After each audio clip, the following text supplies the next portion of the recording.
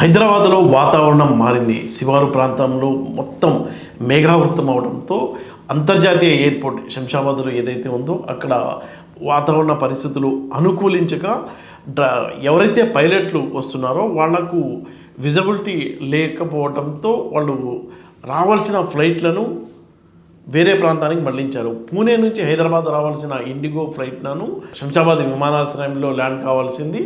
దీన్ని వాతావరణం అనుకూలించని పరిస్థితుల్లో విజయవాడ గన్నవరం ఎయిర్పోర్ట్కు దారి మళ్లించారు. అదేవిధంగా దుబాయ్ నుంచి హైదరాబాద్ వచ్చే ఎమిరేట్స్ ఇంటర్నేషనల్ ఫ్లైట్ పరిస్థితి కూడా అదే అయింది.